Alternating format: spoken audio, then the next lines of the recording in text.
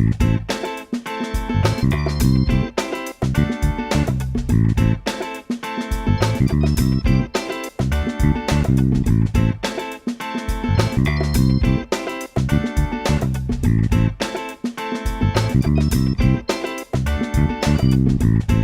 and welcome to Contain Mild Peril, the only movie podcast this week that won't mention Harvey Weinstein. Oh shit. My name is Jack Shepherd and joining me as ever is my co-host Aaron Kakar. How's it going? Not too bad, how are you? Yeah, not too bad, you know. I always feel this is the most awkward part of the podcast. Yeah, well, because previously we would have met each other beforehand and already asked each other how we're doing. So, you know, we're just doing this for the purpose of the podcast. Yeah. And also what you said the first time will probably have no interest to the rest of the audience. Well, I don't know, I'd like to the audience care about us. Well, maybe if we hang on, they might. Yeah, exactly. So this week, rather excitingly, we had a piece of fan mail. Woo. If you want to call it that, that's an appropriate reaction. Your sort of solemn. Yeah. You haven't seen it yet. No. So I wouldn't let you, but I thought I'll read it to you. Yeah. But it's from Marty Christopher Cantor. Okay. I don't know this one. But there's no. He sent a message on SoundCloud, and I didn't even realise you can send messages on SoundCloud, but there you are. He says, "Hi, Contain Mild Peril. I was just looking for your SoundCloud and found your profile. Yes. So far, so good. Yeah. I gave a listen to some of your songs and definitely like what I heard. Now, this confuses me because maybe our voice is just so lyrical. Yeah, maybe. I guess so, yeah. You thought we were singing, but yeah. we don't release songs. Yeah, yet. No. I'll read the rest of it. He says, I'm actually a talent scout for Next Gen Promotions and I'm looking to help you get your music more exposure. This could be a good chance. It should probably say great chance because he's underselling himself. No, I think he's being pragmatic. Maybe. But he says this could be a good chance to grow your fan base. Also, it could be a good chance. It might not be a good chance. Yeah, I mean, well, he's got to judge if we have talent, but do we have the personality to... Please just say this will definitely be a brilliant chance. Well, look, he's got a job to do. He understands it carries risks. Yeah, I suppose. At least he's honest. Yeah. And he says, send me your email. Send me an email and we'll talk further. So, are we going to send him an email then? What, just to get our music? Yeah. Yeah, all right. See where it takes us. We'll see where it goes. just roll with it. We've got this message. This doesn't feel shady at all. We could go each week. Well, he hasn't asked us for any credit card information yet. I imagine that'll be the next one. Like, wire me 100 quid, please. Well, he only follows one person. Who? No, sorry. He's got 5 followers. No, he's following 5 people. We're one of them, I imagine. Yes, we're the only one that are paying him money to SoundCloud by the looks of it. Let's see where it goes. A lot of the other ones do have tracks. No, none of them are podcasts though, which is... But yeah, for some reason one person follows him in return. Oh, no one follows him apparently. Yeah, shall I email him and... yeah, see where it goes. Take it. Yeah, why not? I'll feed back to the group next week and... yeah, keep it an ongoing saga. Yeah. Marty, Chronicles of Marty. Marty, if you're listening, we'll definitely be off some promotion. Yeah, we would be. And you definitely don't seem like a shady carrot at all. I don't think he's shady. He's an honest, you know. He likes our songs. Yeah, exactly. Nothing wrong about that. You know, on many songs. Yeah. Yeah. Anyway, shall we get down to the business of the podcast? Yeah, let's go. I've come up with a title for this segment because I thought called what? News has got a segment. Well, yeah, it's just it's self because it is news. Yeah, it's self-titled. Yeah, the main event. It's a bit of a shit title, but still, it's got. Yeah, it's like wrestling. I thought we should probably all good titles have got an iteration in it. Yeah. Yeah. So like main event. Yeah, exactly. The best title for a segment there is. So I thought Letterboxd listings. Yeah. Because we mean sponsored by? We've got a sponsorship deal with Letterboxd or something. Well, because What if I don't update my Letterboxd but tell you I've seen something that you mention a TV series every week and you can't log out on Letterboxd. So, exactly. And I mentioned a book last week and so I mentioned a theatre production once as well. So maybe Letterboxd listings. Well, not the best title. I thought it's a good title. Okay. It works for now. We can come up with a different title. Yeah. You know, perhaps Marty will help us come up with a title. Yeah, that's what he does for. He's an agent. Yeah. market us. Well, he never said he was an agent. He said he worked for a promotion company. Okay, so it's a promotion. Let's not go overboard yet. Okay, yeah. No, alright. Right, so yeah, what have you been listening to this week? Listening to? Well, I've got funnily Martin in enough. my head. What have you been watching? Yeah. On Monday I watched Aguirre Wrath of God for the second time. That's the Werner Herzog film. Yeah. It's brilliant. Yeah, really, really good. Really enjoyed it. It's just a mental film, right? Made in under mental circumstances, and like it's a gift that never keeps giving. The story of Aguirre Wrath of God, some of the stuff that happened, like Werner Herzog wrote it in a 2-day frenzy on a 200-mile bus journey with his football team, and can't remember what happened. His football team. Yeah, he's played football. I didn't know if he was like. They got pissed after winning a game. And one of his teammates vomited on the script, which means that was the ending. So they came into it without an ending, which is absolutely nuts. And Klaus Kinski, obviously, the big saga of their falling out over the production, and like it's just it comes from the mind of like some totally original, which Herzog Gosling still is. Many would say really, really good. Definitely enjoyed rewatching it again. There's also the story of the monkey. Have you seen the film? Like practically, you see so many clips of the film that you basically no. What do you mean? You don't know like Psycho. I've never seen Psycho, and I know what happens throughout the whole film. It's the same sort of thing. Oh right, okay. You know what I mean? It's just it's just so familiar because it's like. Yeah, okay, yeah, no, I didn't. Yeah. So he basically paid locals to trap monkeys for him. And they shipped the monkeys out of the country. So he pretended to be a vet and claimed that the monkeys needed vaccination before they left the country. So they handed the monkeys over to him, and he loaded them into his jeep and drove away. Used them in the shot that they were required for, and then released them into the jungle. The story behind the film always seems more fictitious than the film itself. So what about you? I watched Election at the beginning of the week. Oh, the with Reese Witherspoon and Matthew Broderick. The Alexander Payne film. Alexander Payne film. Yeah, his first film. Said he was the first. Yeah, I liked it. Yeah, I wouldn't say I loved it, and I think that's one of the reasons is that you're obviously meant to root for Matthew Broderick's character. Well, sort of. Yeah, kind of. Especially towards the end, it sort of it becomes a little bit more ambiguous, doesn't it? Yeah. Well, all the characters sort of as despicable as each other. Like, certainly at the beginning, you're meant to root for Matthew Broderick's character. Yeah. And then it kind of, you sort of find out he's just as bad as Reese Witherspoon's character. And the only character who seems has genuine good intentions is I can't remember either the actors or the character's name, but the guy from American Pie. I haven't seen it in ages. The guy with his leg implanter. Oh, right. Yeah. Yeah, he keeps getting pushed around. Do you like Alexander Payne films? Are you an Alexander Payne fan? Well, I've seen 2 of them so far. What one? The Descendants and this. So. Oh, okay. Right. But I like both of them. This one, not as much. But then I haven't seen The Descendants in ages either. So yeah. I think I'm slowly going to start work my way through his films. He's not made many. No, he hasn't. Sideways is definitely his best. I'm ending my weekly tradition of watching an Audrey Hepburn film each week. Oh, right. Which, my 2-week-long tradition. Yeah. And then I'll do an Alexander Payne film each week and report back. It's cool. You can do an Alexander Payne ranking. I could do that. Yeah. It's not many directors that I've seen the entire filmography. Who have you seen? Christopher Nolan. No, Nolan has seen his first film. What? The Following. Yeah. It's only an hour long. Yeah, I should see it. Well, it's in the Criterion collection for some reason, which is a bit odd. It's a student film, really. Yeah, basically. Yeah. And Tarantino, I've seen all of them apart from one. Jackie Brown. No, the what's it called? The Grindhouse one. Oh, Death Wish. Yeah, I started watching. I like Death Wish. I like Death Proof. Sorry, Death Proof.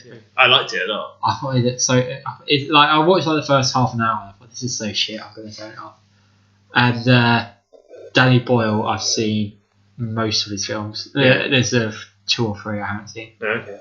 But maybe just one thing about it. No, 2. There's 2 I haven't seen at least. Anyway, this is very interesting. Yeah, just sort of talking about how many films. And James Cameron I've seen most of as well. But, yeah, no, you're a hardcore James Cameron fan. Yeah, I'm a massive fan. The other film I watched was Two in the Wave, which is I rewatched it after I watched Redo. Check back last week's episode for our London Film Festival discussion, where one of the films we saw was Redoubtable, yeah. Which is a film about Godard. So I wanted to rewatch Two in the Wave, which is a documentary about the friendship between Godard and Truffaut, who started off as film critics, both from different backgrounds, sort of came together and had this like wonderful friendship. I was thinking like those two would make an incredible podcast. The way they talk about movies, and this is probably what got me into film quite seriously. The way they were talking about films, just like in a way unlike I've never heard before. They were just so. You know, the such a typical thing. If they do the podcast, it'd be in French. Yeah. But yeah, this was a really good documentary. I mean, when you think about the name, it focuses very much on their friendship. And if you like films, you'll like this documentary. Yeah. What about you? What to follow that, I watched the Lego Ninjago movie. Yes. Which was a piece of shit. So oh dear. It's really not good. It's because it's. I think they tried to do that. They just tried to repeat the Lego movie. Yeah. And. Not bad. Doesn't sound like. I mean, not a bad movie to repeat. No, it's just they just failed at it. Yeah. There's nothing to it. Because I was gonna watch The Snowman, and I thought, fucking hell, what would I rather? I didn't. I thought, what one's shorter? I'll see that one. So much shit in cinema. Really. Yeah. Well, you say that. We'll get onto that later. And then, I won't. I'll do another one because we always do it in a weird order. Sometimes you'll do all of yours and I'll do all of mine. It doesn't need to be a fixed order. No. I then rewatch In Bruges with my sister for the first time. Oh, yeah. Yeah. It's such a good film. Yeah, it's good. It's one of my favourite films, I think. Really? It's so rich and just... Like, Martin McDonagh is a genius. Oh, well, fucking hell, mate. He's not a genius. I wouldn't go that far. He is. Like, if you ask people who are the best modern playwrights, like he would be right up there at the top. Yes, but this is a film podcast, Jack. Yeah, but films his films still feel very sort of thematic and not so Seven much Psychopaths. That's not great. But In Bruges, definitely, it just feels very kind of. I mean, he's made In Bruges. It was made in Bruges. Yeah. Six Shooter, which is his film in 2004, which I haven't seen. But he's not primarily a filmmaker, though. Or certainly not. He's most. No, but I mean, I'm going on I haven't seen any of his plays. Neither have I. I want to, though. So, I don't think you can go there. Genius. Giving him the title of genius. I don't know. I think he is. Like, the type of humour he managed to exert out is quite crucial. Like, it's a film about a guy who shot a kid, a hitman who shot a kid, and it could be really tragic, and it is like it is tragic. It's ultimately a tragedy. Yeah, but it's not. It doesn't feel tragic, does it? Apart from in like the final 5 minutes. Oh, not even that. Final 2 or 3 minutes.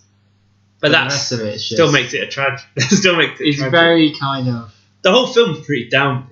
Yeah, but that's what makes it so funny. Is that you're laughing at. It's comedy of menace. You're laughing at things that you feel uncomfortable laughing at, but you can't out yourself because it's just I like it. I'm not saying best director or anything like that, but he is a genius. I don't think that's not a bold statement. Hey, let's go from see the other film I watched this week from who I think is a genius, which is Lars von Trier. I finally got around to watching Nymphomania. Lars von Trier famously said a few years ago. I'm not going to recite the Nazi quote. What's the Nazi quote? Do you not know about what happened to him at Cannes a few years ago? No. He's been banned. He's named persona non grata at Cannes because he said he identified himself with Hitler. He said, "I'm basically like Hitler." But he also the quote I'm going to talk about that was in the promotion of Melancholia. Is the quote I want to say is that I'm the best director in the world and I don't have to declare it myself. But he is. He did declare himself. Yeah. It's a self-defeating statement. But this is the thing with Lars von Trier. He's a bag of contradictions, which is what makes it so fascinating. There's no director out there that makes films like Lars von Trier. He's just absolutely bonkers. And he's also a little bit fucked up. I mean, like, he is fucked up because he's sort of he's announced he have said he's had mental health problems, and he's spoken about how that has affected his filmmaking process and the kind of person that he is, and like he has sort of turned himself. The Von in his name is he put that in his name. That's not his name. No, it's Lars Trier. But there's the thing with Lars von Trier. It's all about theatrics. He loves being misunderstood and sort of just just really testing the limits of what's acceptable. This is the third film in his Depression trilogy. The 2.5th film in his Depression. I haven't seen the second part yet. It was 2 hours. This was 2.5 hours long. Oh, so you've just seen part one? Yeah.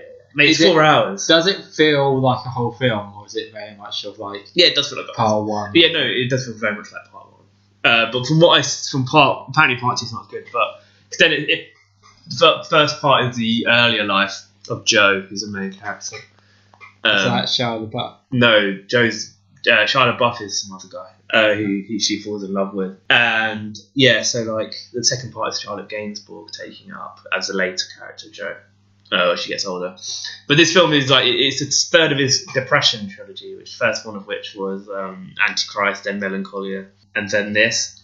And this is just it's basically on Google. If you Google Nymphomania Volume 1, it specifies a drama. You know how you go and Google sums up what the film is. Yeah. It specifies it as basically a drama / pornographic film, because the sex in this film is porn. Like there's no way around it. Like it is real so sex, wasn't it? Yeah, spliced pornographic actresses and actors onto the footage.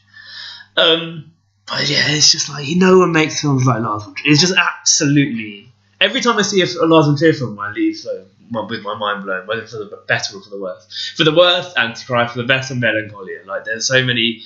The word genius is too easily used, and I think there's some people that do things really well, and perhaps do unique spins on it. And like taking a unique spin on something, like a genre, which is what I think Martin McDonagh does. He takes black comedy and adds his own twist to it, which makes it quite original.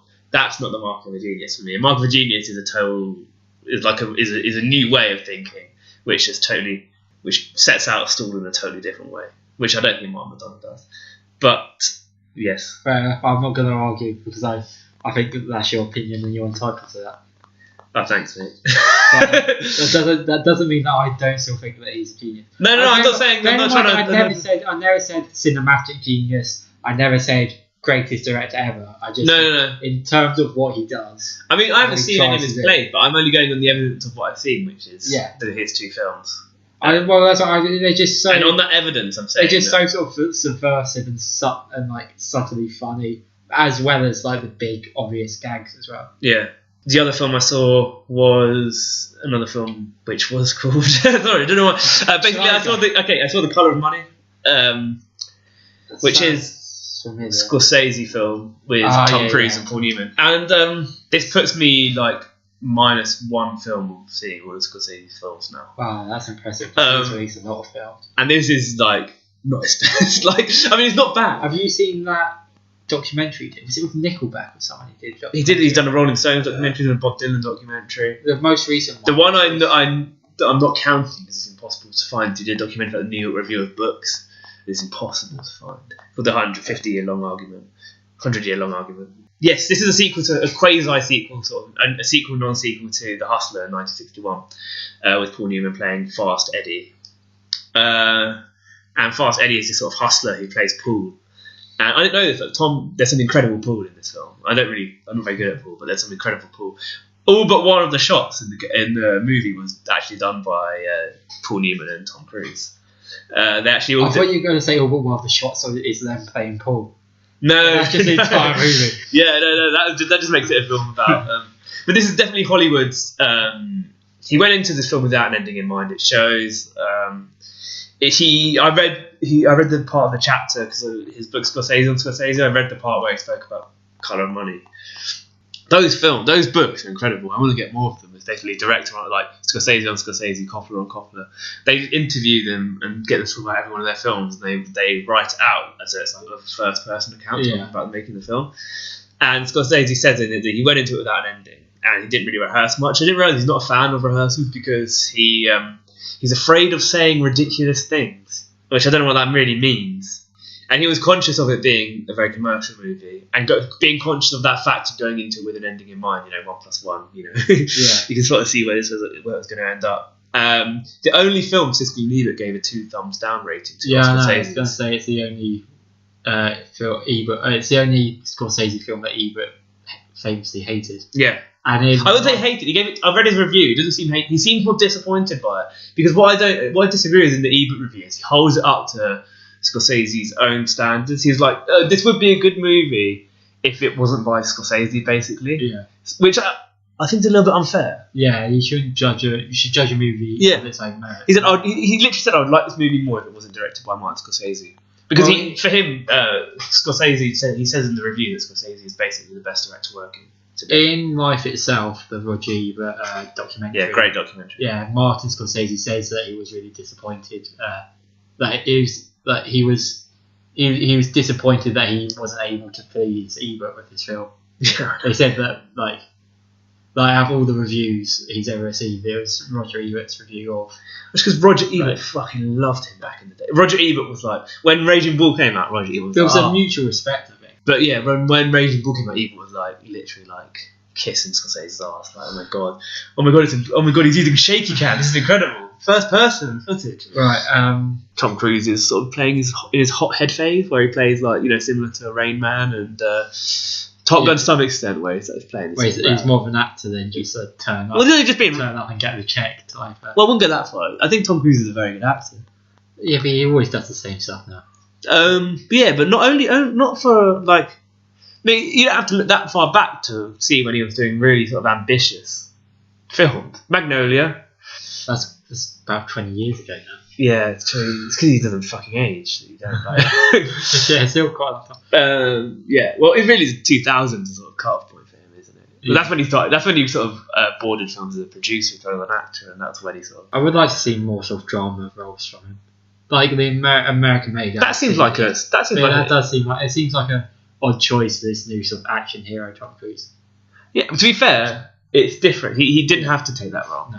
I saw Scream for the first time. Oh, I love Scream. I do really love Scream. Yeah, it's particularly obviously the famous first. I think it's like 13 minutes with Drew Barrymore. Yeah, that is probably one of the scariest things I've ever seen for a horror film. Like horror films don't really tend to scare me that much. Jump scares I can't stand, but besides that, it doesn't really. But we both did this before, didn't we? That basically neither of us sort of really.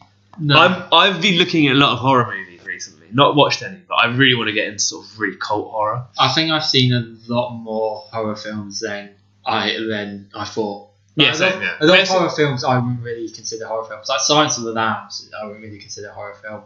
Seven, I wouldn't really consider one. Seven's not a horror film, is it? I think some people would consider it a horror film. Who? I think Seven and Silence of the Lambs are very similar in the amount of sort of terror that they try to inflict on the audience. Well, funnily enough, both of those films are in the new BFI thriller season. Yeah, I'm looking forward to that. But anyway, let's talk about Scream. About those. It's obviously done by someone who's very rich in horror and knows what he's doing. Like the fact that he's able to construct this pastiche of horror whilst also constructing a very horrific film at the same time is quite an achievement. Yeah. The only thing I would say is that it's not really so much a mystery, but I knew who the killers were from as soon as you saw them, more or less. Yeah. And I don't know about you. I watched the first time I watched Scream. I watched it in a marathon when Scream 4 came out, so we watched all 4 in the day. And I was young and impressionable back then, so I didn't get it on first. But then I rewatched it again a few years ago and definitely got it. Yeah, and also the guy who plays Shaggy in the live action Scooby Doo film. Oh yes. He was really bad in this. I really just so particularly at the end. What's his name? Matthew Lillard. Matthew Lillard. Matthew Lillard. He plays Shaggy. Matthew Lillard. Yeah, He's everything. He's Shaggy. Yes. I just found him really. How do I phrase this? I didn't feel the right emotional response to him that I was perhaps meant to. Okay. Fair enough. I can't really phrase it without spoiling it, but I think that's good enough. Yeah. Anyway, do you want to? Have you seen the Scream TV show? No, I looked into it after It's quite good. I watched some of the first quite season. good. It's quite good. It's framed very similar to Riverdale, Yeah. but with a horror twist rather than a. I don't see in Riverdale. It just reminded me of because I watched some of the first episode. What it does is it basically takes the themes of the original in the same way that Riverdale does, but it modernises them, retaining what is quite what people enjoyed so much about them, but steering them into a more 21st century direction with a little bit more edge. Because I wouldn't say Scream was that edgy. Maybe Scream 3 and 4 I think it probably was at the time. No, but it wasn't exploring similar themes that gave it the sort of edge that it did in the TV show. So like the TV show explores like adultery and all this kind of stuff, and social media comes into it. And obviously, not the earlier ones couldn't explore those themes, but they're not using the horror format to explore certain things about. Yeah, do you want to keep it going? Yeah, I watched a film from one of my favourite directors, Witness to the Prosecution, Billy Wilder's. Yeah. Have you seen the play? No. Oh, I thought you would have. I mean, if you can't, I mean, even if you haven't, I definitely haven't seen the play, but I've maybe seen the film. But I've definitely studied it in some way. I can't really remember. Billy Wilder's a perfect director to do this because he's able to sort of inflect the tone of the play, but with a humorous touch that only he could really sort of do. His sense of humour is just universal. Like his funnier films like The Apartment and Some Like It Hot are still hilarious today. But he's made so many good films, Billy Wilder, and this is one of his. It's not one of his best. His best are incredible, but this film was really, really good. The thing is with this film is that the source material just needs to be massaged by him. You know what I mean? You get those sort of books and stuff where it just takes an able director to bring that to life and know when not to sort of change elements of the story, which I think Wilder does perfectly here.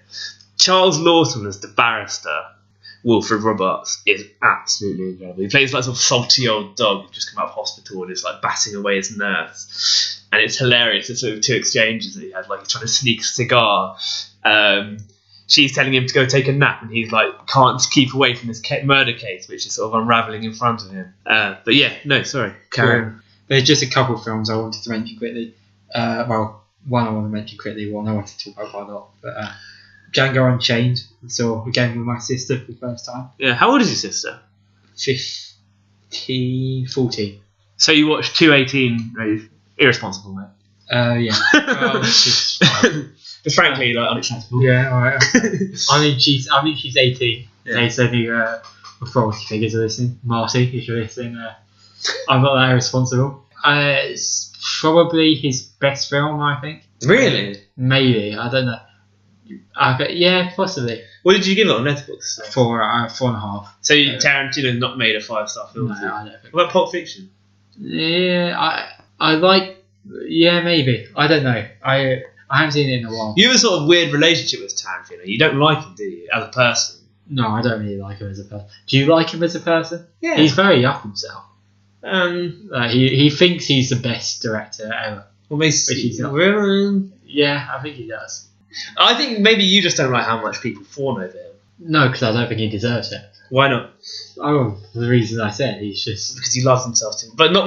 Okay, maybe I haven't said. I just don't think his films are as good as they're given credit for. I also think people who I don't want to say that because it's just being snobby. Is it people who like Tarantino fall into a particular class? It's more sort of people who don't really watch many films from say Tarantino's their favourite director because he's known for. There's one of the few directors who's sort of widely known. You know what I mean? Tarantino, Spielberg. That shouldn't disqualify him. No, I'm not saying it should. I mean, he's also. I definitely don't think he's on that top tier. He's not on the top tier. No. Oh, he is. He is. No one makes films like Tarantino. No, that's true. And the thing is, I like his films as well. I'm not saying. Well, I like most of them. I just don't think they're brilliant. The Hateful Eight, for example, the fact that he was, he managed to squeeze a 1 hour, 15-minute film over 2 3/4 hours is just insane. Loved The Hateful Eight. Really? Yeah, absolutely loved it. We had a really good time with it. And the thing is, I watched The Hateful Eight with a group of mates. None of them were film fans. But we all sat down and watched it. They all absolutely fucking loved it. Had it absolutely great. We skipped the interludes. We were liking it that much. There's an interlude between them. There's an interval, sorry. We skipped the middle, the intermission. There's a break in the film. It says like what was it? Halfway in the film, there's a break. It says intermission. Not the version I saw. Is it? Oh, okay. I know there's 2 versions, but they're at the cinema. I didn't realise. Yeah, well, this one had intermission, and we skipped it. We just absolutely sort of had a great time with it. Fair enough. He writes dialogue better than anyone. Still. Yeah, no, okay, I agree with that. He's a good writer, but I just feel his films themselves need, a bit of trimming and changing, and sort of they're all quite samey as well in terms of like the tropes. Like Tarantino is like a genre in itself now. Yeah. There'll sort of be a hero who's kind of an everyman, but is also a bit quirky, and then he has to do something to get a prize of some kind, and there'll be a conflict on the way, and there'll be lots of shooting, and then or like murder and gore, and then and there'll be a bit of comedy in there, and that's all his films. There's no kind of nuance between them. Yeah. Particularly, I mean, The Hateful Eight and Reservoir Dogs are practically the same film. No. In a lot of respects. No. Yeah, so it's all in a way. Anyway, I didn't really want to talk. The film I really wanted to talk about was Death of Stalin. Oh yeah, don't reveal much. Which I saw last night. I won't spoil that much. I say I won't spoil that much. But it's based on true events. Like you can just but come on. No, I know. Anyone who's seen the trailer? It is like it's very funny, but it's not the trailers. And by admission of Armando Iannucci himself, the trailers do misrepresent it a lot. Because, you've seen the trailer. It looks like a sort of out-and-out comedy, like a farce type thing. Yeah. It's not. It's very dark. Like, you won't be laughing the entire way through. Yeah. Bits of it are really dark. Which makes it, like, based on the subject matter, it makes sense that it would be. Like, don't go in just for the comedy. Go in also because you want to know about what happened during that period of time.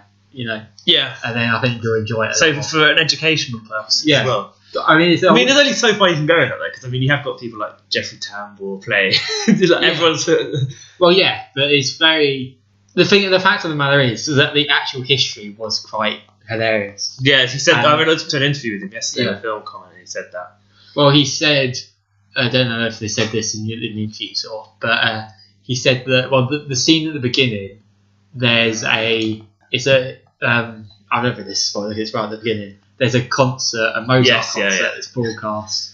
And they have to re-record it. And they have to re-record it, and that's true. Yeah. Because Stalin called them and said, I want to record it. They weren't recording it.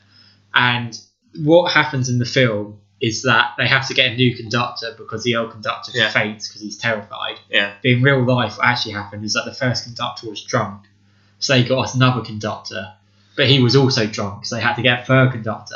And Armando Iannucci said he changed that because he thought no one would believe it. Yeah, so it's very good. A lot of the performances are obviously amazing. Jeffrey Tambor isn't. No, he's in it quite. Well, it's an ensemble piece. He's in it quite a lot, but he's not. I think the trailers overemphasise his importance in the film. Simon Russell Bill, who I haven't really seen many of his work before, but him and Steve Buscemi's crush of, obviously he would be the main character. Yeah. But those two are the main sort of players in this conflict of power, and he is amazing. Steve Buscemi? Well, yeah, but I meant Simon Russell Bill, in particular, because he plays this despicable character. He plays the head of the secret police. Okay. This despicable character who's sort of worming his way to become the next leader or to have some sort of influence. And also, I read up about the guy he played, Berrier, afterwards, and he was a horrible man. Yeah, he had a predilection for underage girls, didn't he? Yeah, he was a pedophile. But apparently he treated his employees really, really well. He was he was the best boss anyone could ask for in government. But he was an absolute he is touched on in the film, his paedophilia. Everything is touched on, but Iannucci knows when to make light of something and when not to. Yeah.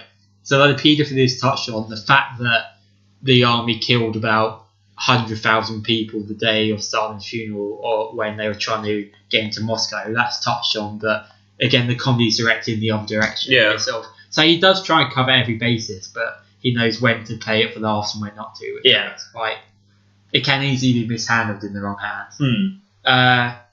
Michael Palin is amazing as Molotov. Because he's this character who's extremely loyal to the party lines. Yeah. So when the party lines change every 2 hours, he has to change what he genuinely believes. Yeah. And he should really act more because he is.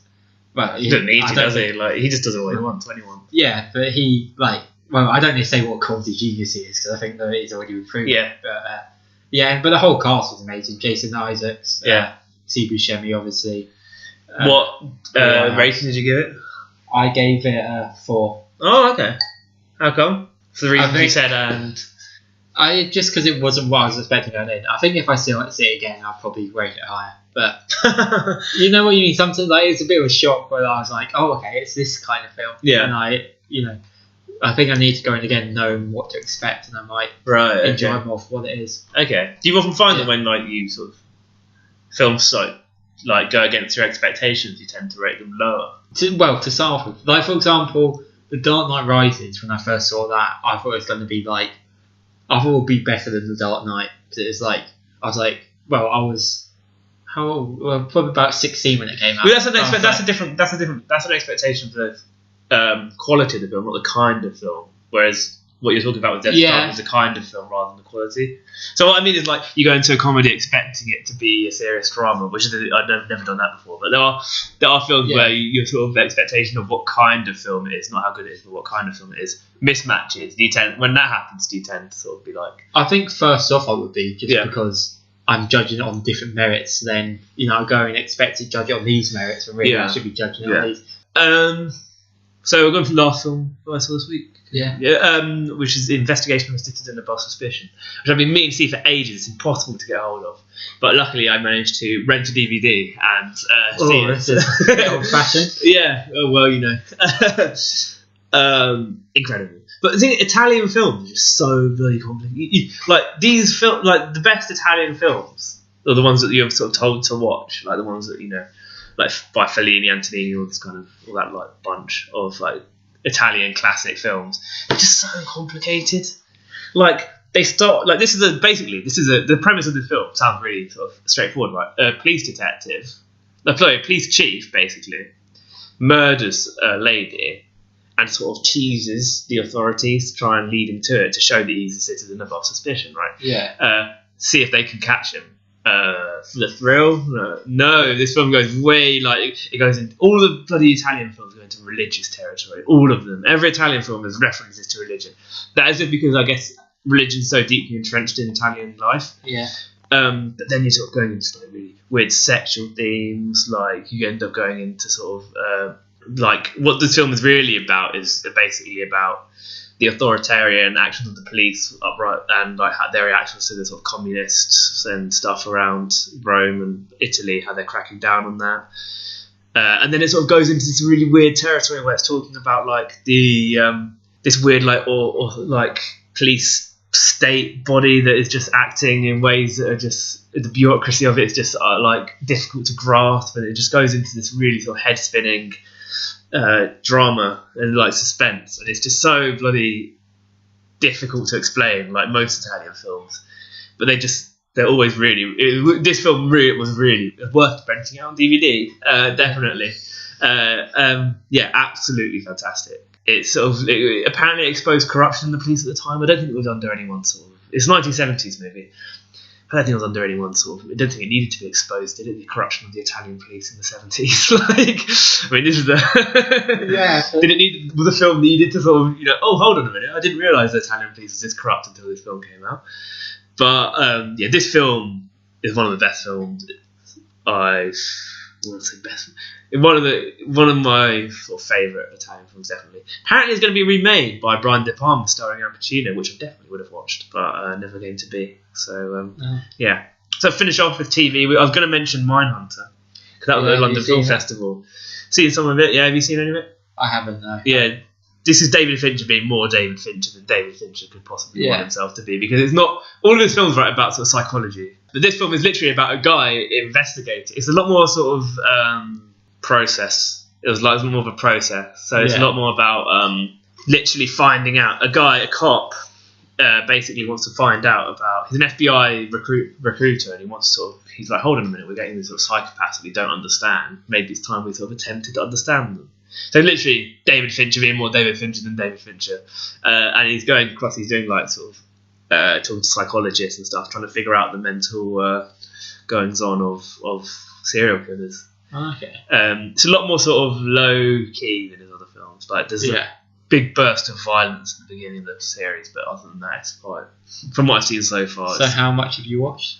The first 2-3 episodes. Are you going to keep going? Oh yeah, definitely. Yeah. It's really, really good. And the other TV show I wanted to shout out to was because the third season came out yesterday, Red Oaks, which you would definitely like. Have you heard of this? I've heard of it. Fantastic. No one bloody watches it. It's got the guy from Submariner. Yeah, but no one watches it. The list of the directors on this project as well. Basically, it's about a country club, and a guy who just sort of joins as a tennis coach, and it sort of goes into that useful Huey 70s, 80s vibe of like throwback music, like a lot of the themes considered, like divorce is going on. It's really similar to those sort of kind of Fast Times at Ridgemont High, Breakfast Club. If you like all those kind of stuff, then you'll love this. But done with a lot more maturity and a lot more direction. I'm sad to learn this last series of the show. Yeah, no, probably my favourite TV show, man. Or is it favourite TV show? Yeah, maybe. I don't know. Well, The Juice is still out actually, and The Juice is that's what fucking. The Juice isn't TV. It's like it's more than TV. It's like every episode is just sort of crazy good. You have an issue with me calling Martin McDonagh a genius. You're saying The Juice is more than TV. It is more than TV. It's a social. It's more than. It doesn't matter. I started watching The Good Place this week. Oh yes, I'm the only one in my family who's not watching it at the moment. Yeah, new. Well, it's not new. It's about a year old by. Is it Michael Shaw? Yeah, can't remember. Is that definitely his name? Directed. Who created Parks and Rec and. Parks and Rec fan. And wrote some Are you Parks and Rec fan? Yeah, I prefer The Office. Yeah. Because he co-created the Parks and Rec with the guy who created The Office. But this is entirely his own vehicle. It's about a woman played by Kristen Bell. My mind's completely gone blank. Woman played by Kristen Bell who kills his kid, who dies and goes to the good place, which is kind of like heaven. Only she's not meant to be there. They mixed her up with another girl by the same name, and she was meant to go to the bad place. Yeah. And so and in this place, everyone has their own soulmate, and her soulmate's an ethics professor, and so she's Ted Danson. No, Ted Danson is. I'll get to Ted Danson. Okay. I can't remember his name, but he's I think he's from the Seychelles or the Ivory Coast maybe. But he's an ethics professor, and so she wants him to teach her how to be good, so then she has the right to stay in the good place. Mm-hmm. And Ted Danson plays Michael, who is kind of like the guy in charge of the town, of the particular town in the good place that they're in. And so because he's not human and now he's suddenly surrounded by humans, he's sort of trying to get used to this situation he's now in, sort of being babysitter. Yeah. All these new people. Yeah. It's very good and it's very funny. It's not particularly original. Yeah. But I don't think there's anything bad with that really. It's like it's an NBC sitcom. How original can you? It's an original premise, but the beats are very similar to Parks and Rec and other things. Ted Danson. So worth watching them? Yeah, I would definitely recommend giving it a go. I do watch a lot of TV, but then I start with a series like when it ends, and then watch all the 100 episodes or whatever. So I don't watch many new series. But right. Shall we get on to the main event? This week we watched Four Lions, the 2010 Chris Morris comedy about terrorists. Really, jihadis. Yeah. It's called on Wikipedia. It's classified as a jihad satire, and jihad satire is actually a link. Like there's an actual genre. It's actually a category. It's a genre of jihad satire. Really? Yeah, didn't know. So it's a jihad satire. Yeah. It's about. Do you want to explain what it's about? Yeah, if you want. It's about a group of terrorists from Sheffield. Wannabe terrorists from Sheffield. Stars Riz Ahmed, who's absolutely brilliant as well. By the way, we'll get to that. Cavan Kovac, Nigel Lindsay, and Arsha Ali, and they're basically trying to put together an attack, but can't agree on anything. And this ensues in a series of events, which leads them going to, amongst other places, London and Afghanistan. It's Pakistan. Sorry, Pakistan. Yeah, sorry. And kebab shops, all sorts of places. But yeah, it's basically about a group of incompetent wannabe jihadis trying to put together an attack. Omar Riz Ahmed's character is he's the most competent out of all of them, but even he's a genuine reason. Yeah. Well, not a genuine, but he has a sort of coherent in his own brain reason. But then he's using the Lion King to justify it, and I think he's only doing that because no one fucking understands him. Right? Yeah, and well, two of the other ones are just idiots, and then Barry, who's kind of probably the second character after Omar, is just a psychopath. Well, I think he joined the group as an outlet for his sort of sadistic tendencies, right? Yeah. That's the thing. It's the whole. Are we just gonna go straight into spoilers? Yeah. The whole thing he has throughout the whole movie about wanting to blow up a mosque. Yeah. Because they're fake jihadis. Yeah. And I don't think he. And he says right at the beginning where who's the rapper? What's he called? I forgot. Faisal, it's Faisal, isn't it? Is that Faisal? Yeah. Yeah, when he meets him and he says, do you go to mosque? And then he says, going once a year is too much. It's like, he's meant to be a Muslim. It's just insane. And then obviously you've got the two idiots. There's Wadge who's basically manipulated by them. Yeah. And Omar sort of towards the end realises that he's manipulating him. When they go to London, isn't it? When they go to London, he realises, oh my god, I'm not sure if he knows what he's in for. And this is when the police are sort of the police snipers attempt to attack them, right? Yeah, that scene really stands out for me. The bit where the police snipers, the whole bit where they say, oh, it's a bear, and then they shoot a Wookiee, and they have a debate about is a Wookiee a bear? Yeah, and then he says he shot the wrong target. Well, they shoot a bystander in a costume, don't they? Yeah, because he's a Wookiee. Funny, but really not funny. What he says, they say he's the wrong target, and he goes, no, he must have been the right target because I shot him, which is quite dark, and then it goes back to that right during the end credits where the MP who you see earlier in the film goes, from my understanding, the right man was shot, but the wrong man exploded. Yeah, which is just this insane kind of. But it also seems very realistic. Yeah. Like you can imagine an excuse like that being made. And they obviously sort of accidentally kill Osama bin Laden. Yeah, this is a year before he actually did die. Yeah, it's clear Chris Morris did his research. Well, he spent 2 years before the film researching this and going around and talking to various groups about what trying to get a footing as to what position he's going to take when making the song. Yeah, well, it says that in that Atlantic article, which I'll link in the description. But it doesn't matter. But one of the common complaints about this film was that you're depicting these jihadist extremists, but they're living very westernised lives with water pistols and talking about Xbox and Alan Sugar and all these very like Chicken Cottage, all these very westernised things. But then Morris's defence of this was that look at the 7/7 bombers. They all just look at anyone. They all were very really westernised. Yeah, I mean jihadi. Well, most of the ones that defect to ISIS. Yeah. Well, there's that scene right at the beginning where Omar's trying to use a Big Mac as a metaphor for like Western society, and then Waj starts misinterpreting. Should have got cheaper.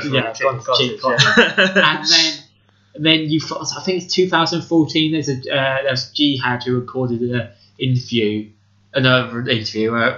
video before he was going to go to train in Syria. Yeah, and he talks about Nando's in that. So just life, I mean, imitating art. did you like this film? I did. I don't love this film. I think that's part of the reason why I chose it, because I think there's a lot you can talk about with it. Yeah. Particularly, well, when I watch the film, there's not much. I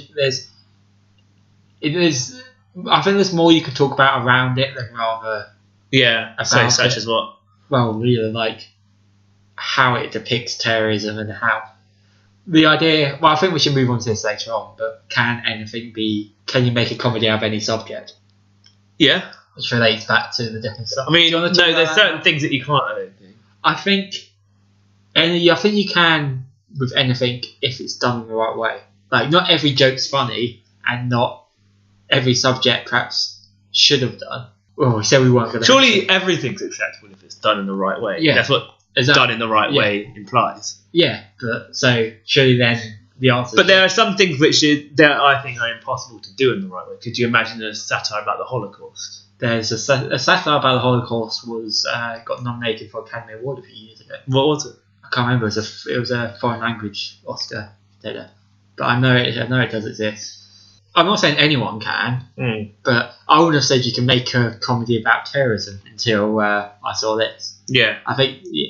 Yeah, do you like it? Yeah, I did like it. I did like it a lot. Well, no, I liked it. I think it was okay. One of the problems I had. You've slowly been decreasing your level of enjoyment. No, because it's funny. There are some like real belly laughs, and I think any film that sort of does that with sort of quite tendentious subjects it has to be considered a success to some extent, right? Yeah. But one thing I sort of didn't like was sort of basically, on the one hand, you've got this comedy and these idiots, and on the other hand, it's sort of this very, very... And it might just be watching this in 2017, perhaps. I'm not sure. But then again, this was sort of in the... Not immediate, but like close enough aftermath of 7/7, right?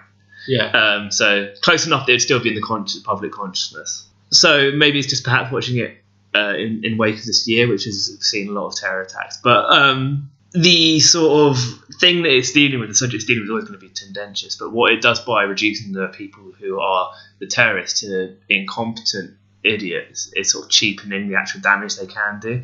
I understand that there are moments where they do cause some damage, but you're led to believe that they're causing damage because they're idiots, whereas the insidious ideology that's still underneath the jihadi terrorist movement is something that is sort of scary.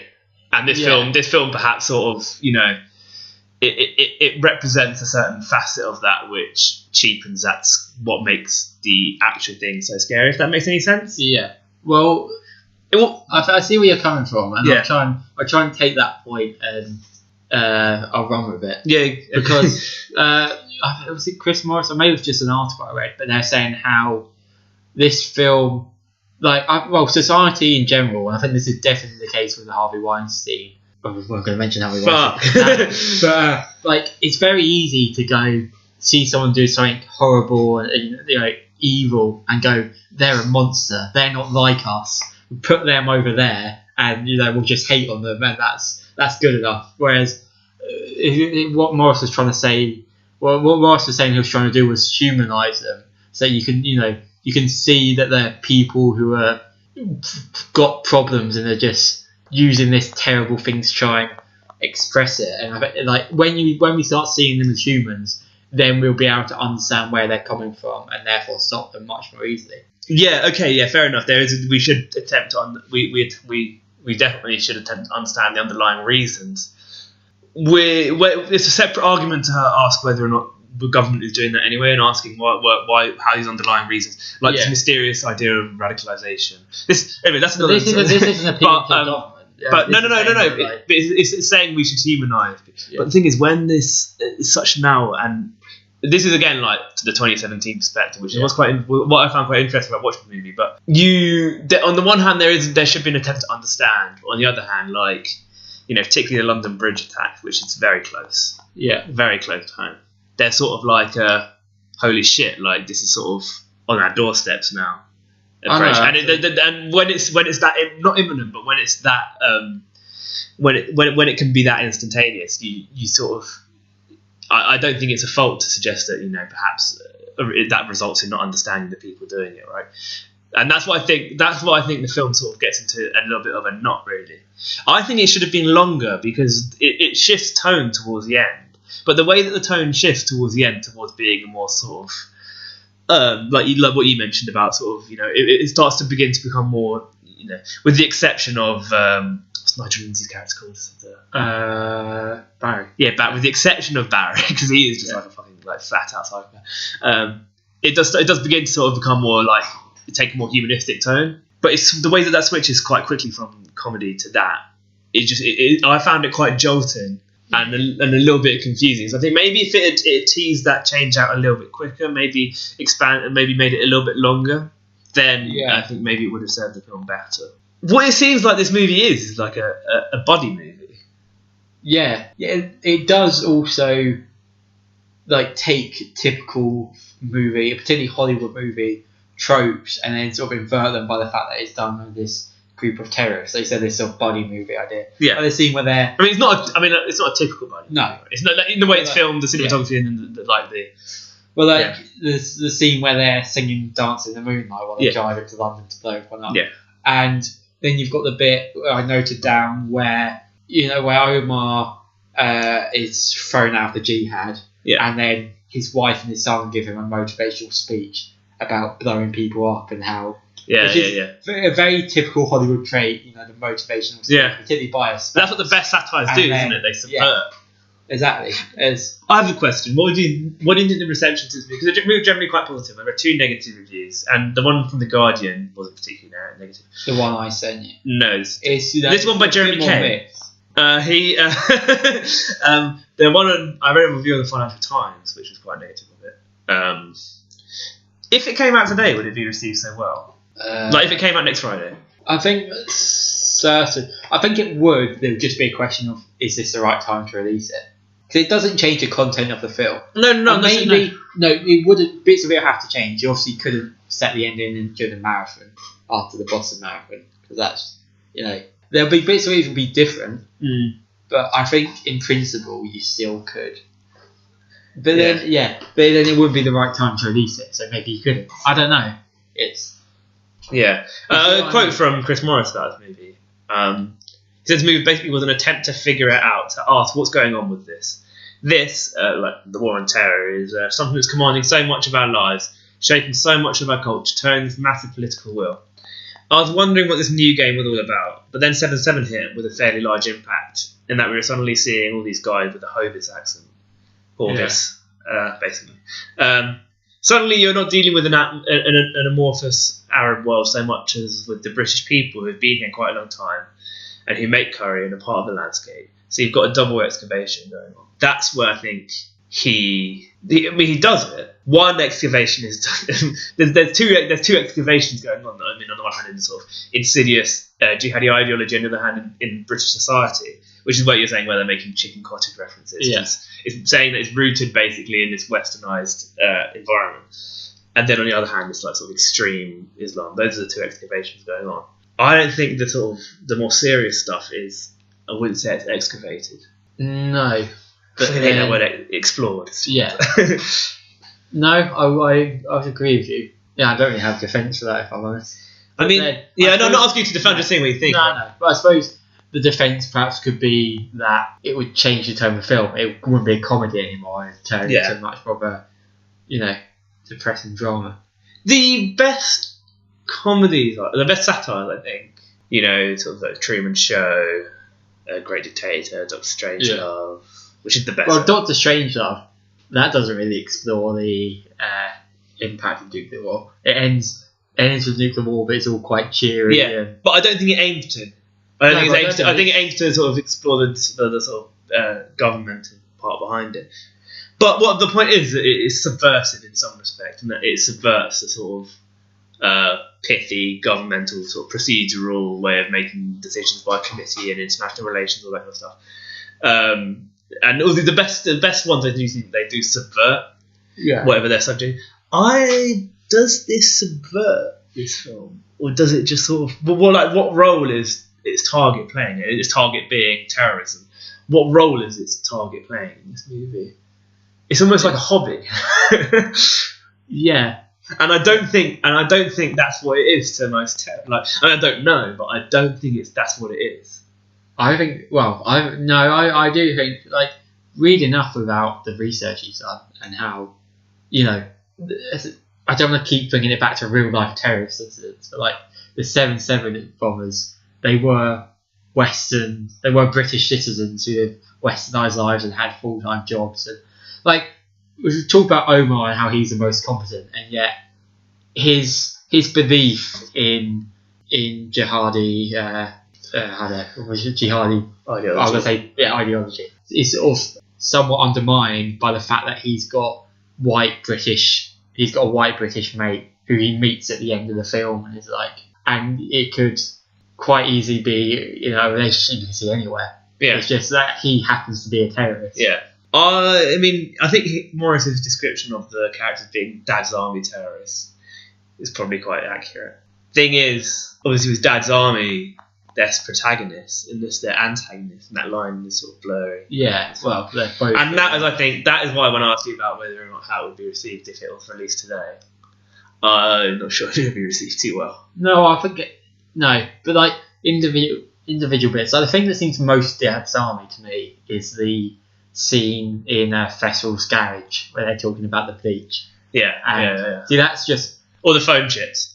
Yeah, or the phone chips. No, that's just sort of unoffensive. That could be a sketch in itself. That probably like it's just sort of unoffensive. It's only when you get to the wider implications of that and how which I think Dad's Army did quite a good job of casting off. This one not so much. Well, definitely, and also when they blow up at the end, it's only Omar's and Wedge's deaths that are particularly tragic and really like when that's when it turns from a comedy to a drama. I think is when after Barry dies, and then it takes a dark turn. Yeah, I don't know. It sort of left me feeling a little bit empty after watching. I think it was meant to though, because I think that's particularly why you've got those sort of post credits scenes to sort of like lift your mood back up again after the depressing end. Yeah, but I do think this is sort of I don't know. I think because genuinely something is really funny. It's just sort of it's just a very knotty movie. It's a difficult one to tackle because again it's attacking something that a lot of us don't really know about and can't sort of begin to sort of understand, even when it's sort of under our own noses, right? We can't sort of relate to it. Yeah, but we're told, but we're offering. But what Morris is doing is offering us sort of inlet from which we can begin to sort of. I wouldn't go as far to say relate, but comprehend. Do you want to talk about how? Well, because obviously I chose this because it's written by a frequent collaborator of Armando Iannucci's in relation to Death of Stalin. Do you want to talk about how it compares to some of the work of Morris's contemporaries, particularly Iannucci? Because Morris, since directing this, like Morris is very sort of shy. He doesn't do interviews. Except for with 4 Lines, who came out and did a lot of interviews. Well, I think he had to. Yeah, which it makes me think that he had to. He kind of had to come out and defend it in a way. Or he felt like he had to. 100% it was him. And but yeah, he since then he's directed several episodes of the. He shipped him out to Baltimore. Yeah, and I think definitely in terms of making satire out of something quite dark and horrific, it's quite you see similarities between Death and Stalin in this. Yeah, but obviously they're trying to do 2 different things. Like Morris is actually trying to tackle, or maybe not tackle, but he's definitely trying to confront terrorism in his film, whereas with Death of Stalin, it's more kind of using the subject matter as a metaphor to confront what's happening in contemporary politics, I think. Well, funnily enough, a lot of people say that with Iannucci, and it came from the interview, film comment, and he said that this went into production before Trump, and it was only really sort of when he was taking it around, screening it, that people were making the comparisons, and when they were making it, they realised, hold on a minute, this is a little bit sort of, especially the theme of compliance in government, and sort of one figure being the ultimate sort of like sort of the he says goes kind of that. Yeah. But I don't know, satire's in a weird place at the moment because reality is so difficult to sort of satirise. Yeah. And on one hand, it's been very easy to satirise. On the other hand, it's also very it's almost tired when you think about the sort of what it is that's actually being satirised. Yeah, right? and also satire doesn't necessarily mean comedy anymore. No.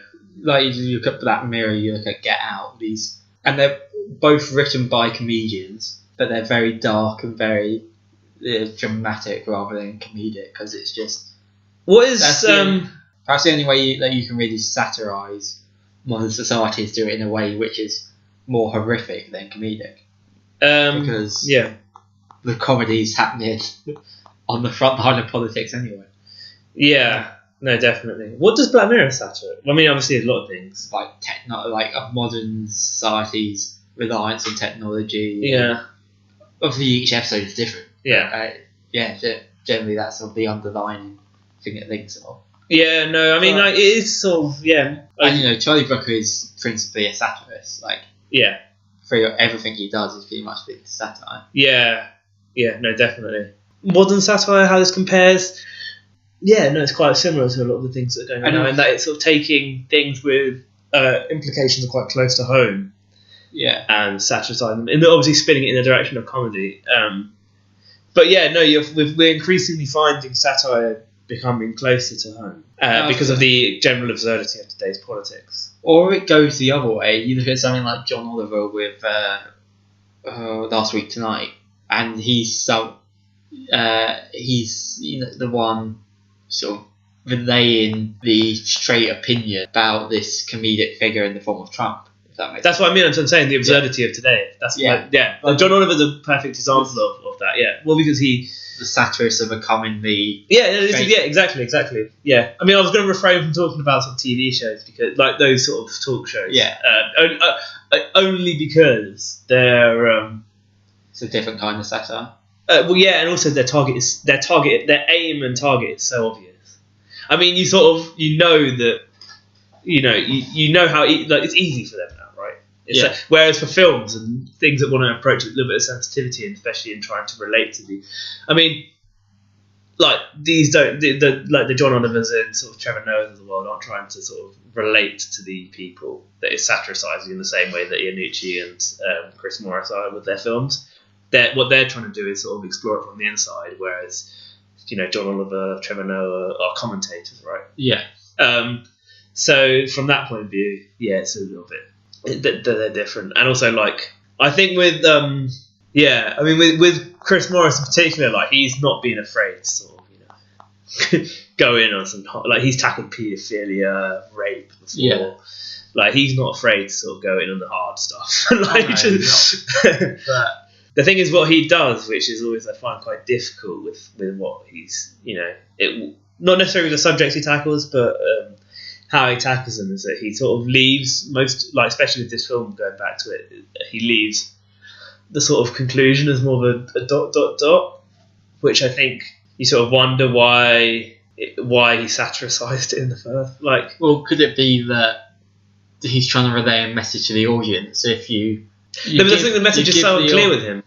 But you give an audience, 3/4 of a sentence, and it's up to them to fill in the last half. You're leading the audience in the direction definitely. that they have to make their own definitely destination.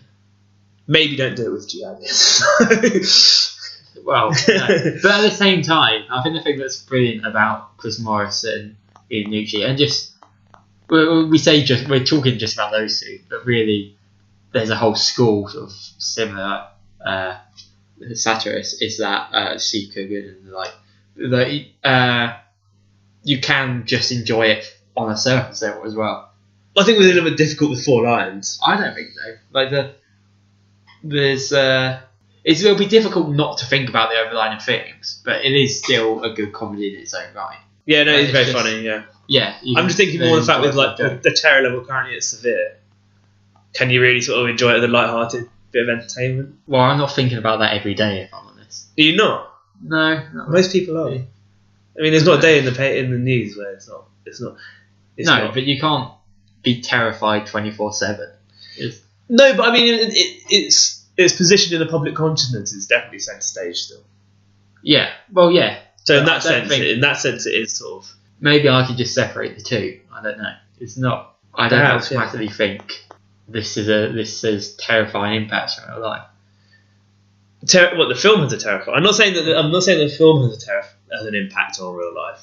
I'm just saying it sort of no, I know, but I don't. It brings to surface themes that make it a little bit more difficult to enjoy from a light-hearted way.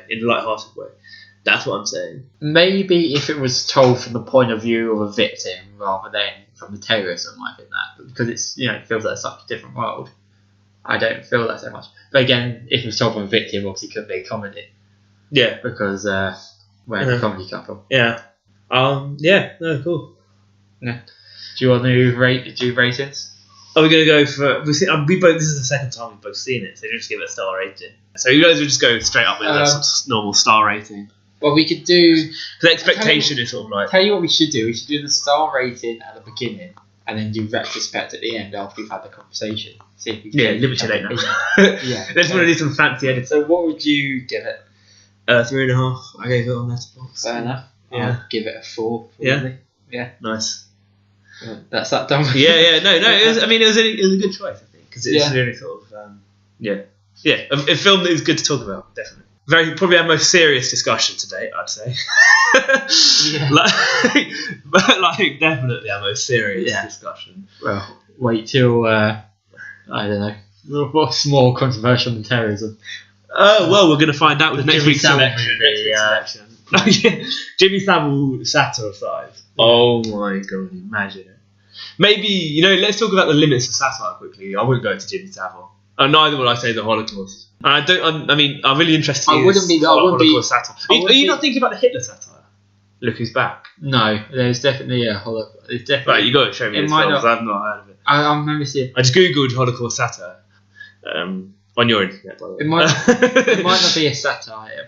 Well, why would it be a problem to Google that? I don't know. You think Holocaust denial satire afterwards. So, it might not be a satire, and I don't. It might not be focused on It might not. I don't think it's like set in a death camp. I think it's it could be like a political prison or something. I don't know. But I definitely remember. All I remember is seeing that a film was nominated for an Oscar, which was a comedy about the Holocaust. Okay. In some form. Yes, wouldn't satirise the Holocaust. Wouldn't satirise Jimmy Savile. Would satirise Harvey Weinstein.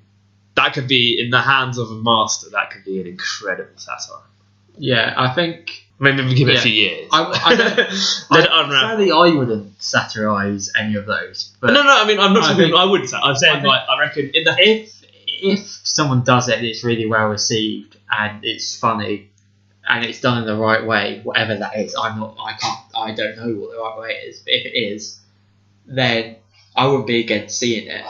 So basically you're saying if they made a good film, you wouldn't be against seeing it?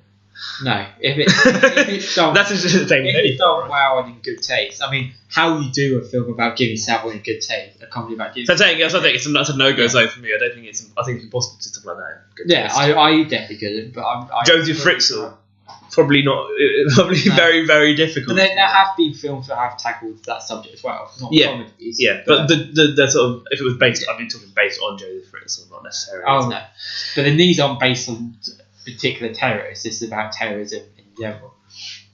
Louis C.K. has got a sort of silly quasi-satire coming out.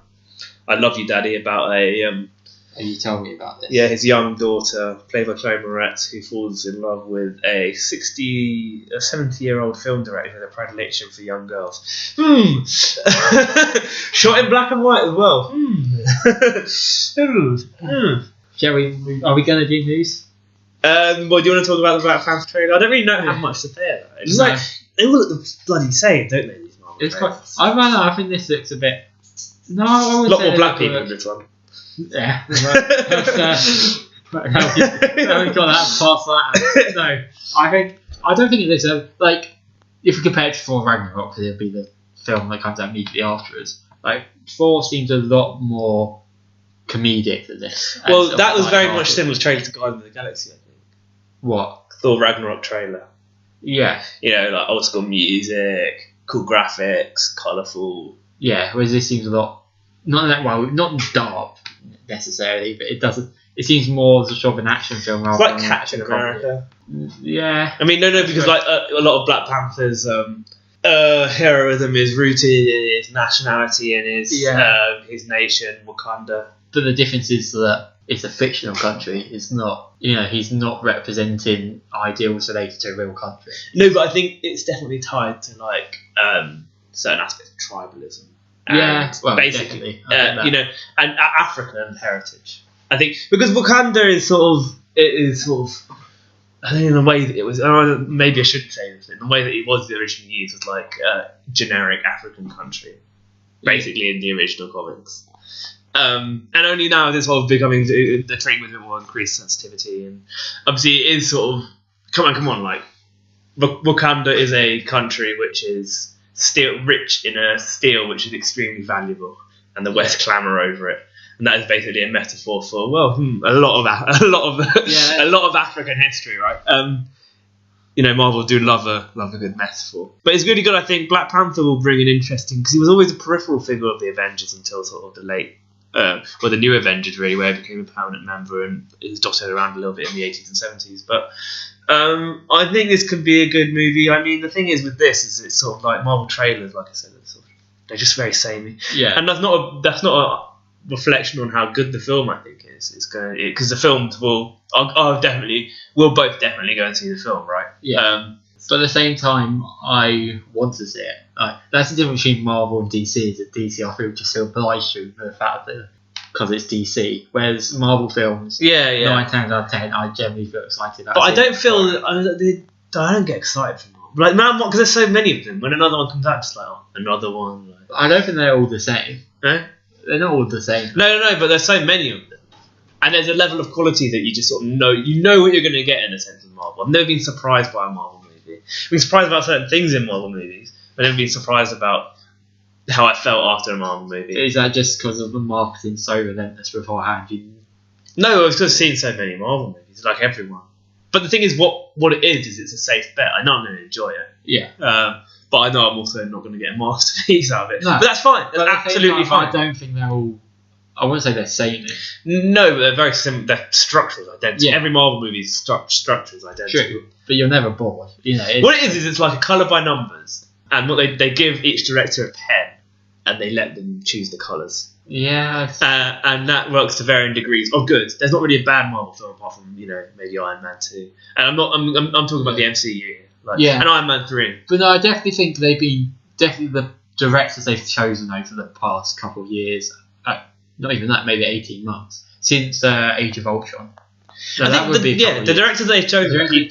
And the types of genres they've gone into is very different. They're definitely you look at Spider-Man: Homecoming, and it's like a John Hughes type movie. Yeah, that's very different to other Marvel films. Yes, the structure is the same. Yeah, no, I think what they do really well is they have their finger on the pulse. Yeah, like they know what worked with what, and this is a benefit to being such a behemoth and sort of being able to target audiences so specifically and so well. They have their finger on what is working in contemporary sort of entertainment, and they're able to sort of map that onto their own product, which I think is really unlike anything you've ever seen before. Like the way that Marvel movies are made, and this sort of idea of the connected universe.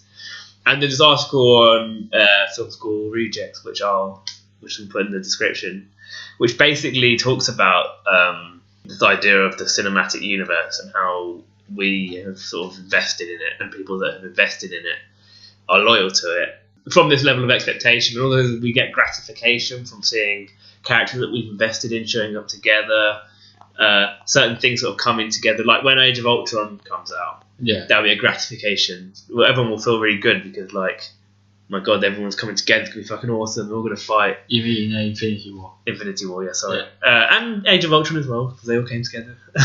But you know what I mean? Like, it's created this culture where movies are more than movies because you can talk about them, their connectedness to each other, the universe as a whole, and how the things different movies are interacting with each other. And then obviously they've got the comics and like fucking everything going on. Yeah, but then you look at DC and they're doing a lot of that stuff as well. And no one's, because their films just, Justice League in particular just look so generic. And also with DC, they're the fundamental disconnect between the comics universe and the movie universe. So much so that like they tried to get Jeff Johns on as chief creative director, or some title like that for the movie side of things. but it's just not really worth. There's still real. If you pick up DC Comics, the tone of them will be very consistent and different to what you get in the But movies. not everyone. Oh well, most of the audience that go and see the films won't read the comics. No, you're right, but I think it looks to know what it shows is that there's sort of there's a like disconnect between the sort of internal wings of DC where they're like each sort of targeting things differently, and they're not sort of sure as to like an overall identity of the company, like DC, which includes the games, the TV, everything. Yeah. Whereas Marvel is a much clearer sense of what they're all about. Like with Marvel, the comics, the themes and the stuff, like the general vision that you see in the comics, TV, it generally tends to be quite coherent. DC as well, the TV shows is like quite different to the movies. Like you watching The Flash at the moment, aren't you? Yeah. And you said, and like I think you would agree with what a lot of people have said, which is that DC make their TV shows a lot better than their movies. Oh, yeah. But also that they like sort of feel different, right? Yeah, they feel. If you were to watch like the Flash TV show, I've also seen Supergirl, so you could probably put that in the same category. And was this made? You don't know who made it. Yeah. Just saying, you don't know anything about the universe. You just say, was this made by Marvel or DC? Yeah. You would easily say Marvel because it's just, it's got that sort of winking at the audience. Yeah. And that's what I like about Marvel is that it's like they say that we know this is ridiculous, but just go with it. Also, the thing is that there's an internal logic to the Marvel universe. Yeah. And this disconnect is so rife in DC when you think the fact that they've got the Flash in the TV show and the Flash in the movie. They're introducing them. Same, like there's two Flashes in the same universe. Like, how can you like the connection is just not there? Whereas Marvel, broadly speaking, and yes, if you are going to look over it with a magnifying glass, you will find inconsistencies. But the TV show is coherent. The Netflix series are coherent. Agents of S.H.I.E.L.D. is relatively coherent. Yeah, there is a sort of internal logic going on there, and that's why their fans, I think, are so much more invested. And also, it's built up. Like, I don't just mean in terms of the heroes come together, because that's been talked about for ages. But like the fact that you can now have these weird, like for Ragnarok, these weird of aliens versus gods versus humans, like all come together. Yeah. Like if it went from Iron Man to that, it just would be. To be make any sense. To be fair, I do think through all the films. Yeah, but to be fair, DC did take sort of a bit of a risk with Wonder Woman. I mean, asking people to invest in. The thing with DC is that they've got a limited amount of properties which have name brand recognition.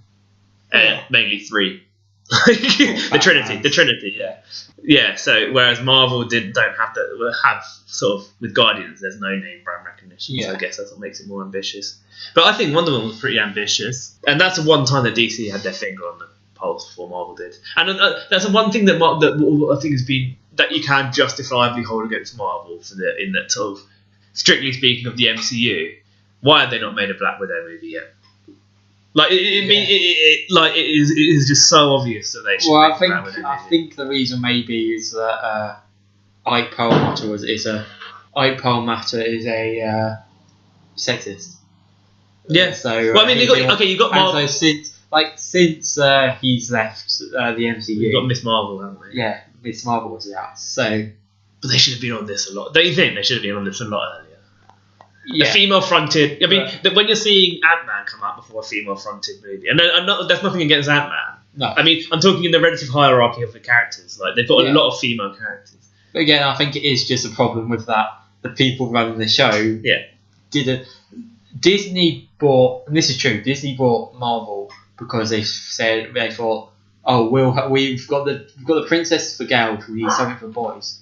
And that's the origin of Disney's. Well, I mean, they wouldn't be wrong in making that selection from the sort of viewers that these movies tend to attract, like the teenage boy audience. What Wonder Woman showed, which is something that should have been obvious from the way that Marvel are looking at sort of the way that they sort of are so careful in the movies that they make and how they produce them, is that they showed that superhero movies. And you go to any comic convention and any sort of comic store, and you will see like that it's not just teenage boys. No, exactly. And there is a market there that is underserved. And how Marvel missed that when you think about sort of how clever they are. I mean, like making Spider-Man: Homecoming was very clever. They knew that the audience was there. Yeah. They targeted it, and it was a massive success. But how they missed the boat on the sort of female audience was a misfire. But I mean, finally we're going to get sort of. Anyway, the Black Panther trailer looks quite good. Yeah, not too bad. Is that it? Yeah. I was going to mention the Jim and Andy, The Great Beyond, but there's no point, is there? I haven't really seen the trailer. Yeah, Jim Carrey's gone mad. Yeah, absolutely mad. Yeah. Well, was he always mad? But yeah. So, shall I announce next week's movie? Yeah. Okay, so basically it's Halloween, right? So I thought I'd do a scary movie. I thought you were going to say the film's Halloween. No. Alright. It's Halloween next week, yeah. So I thought I'd go for like a really bloody terrifying movie. And, so you haven't seen it? I've seen it. It's on Amazon Prime, but I want to see it again. I'm way too young when I watched it and it scared the shit out of me. Martyrs. It's on Amazon Prime. It's a French horror movie and it's fucking terrifying. It is like, basically it's about a young woman who goes to take revenge on the people who kidnapped and tormented her as a child. She's the victim of child abuse, and it's described as a terrifying journey into a living hell of depravity. It's one of the most disturbing films of the 21st century. Okay. So yeah, I mean, I had a lot of because I went in. There's a lot of IndieWire released a list of like really sort of scary movies from like 21st century. And some of them just sound like... is this a 21st century film? Yeah, 2006. But yeah, basically, there's just so many of these movies especially from like Japan and like Asia, which just absolutely sound fucking so scary. Like, so like another one, I was going to choose Suicide Club, which is basically just about suicide. These girls will join a club and kill themselves. Yeah, that's the movie for next week. Okay, housekeeping. So, you've been listening to Contain Mild Peril, which is your premium dosage of amateur movie reviews and chat. Please get in touch. What's his name again, the guy? Marty, I'm waiting to hear from you. I mean, I really hope, we have the talent and the songs that can get us there. But you can get in touch with us on YouTube, which the link will be below. Twitter, we're Mild Peril PC. Email us at mildperilpod@gmail.com, and you can also follow Jack and I at Twitter. Jack is Jack M. Shep. I'm Aaron Cackle1. We both have Letterboxd as well. You can follow Jack at Jack M. Shep, M, S, and J capitalised, and me at Cackle. Thank you very much for listening. We'll see you next week. Yeah, see ya.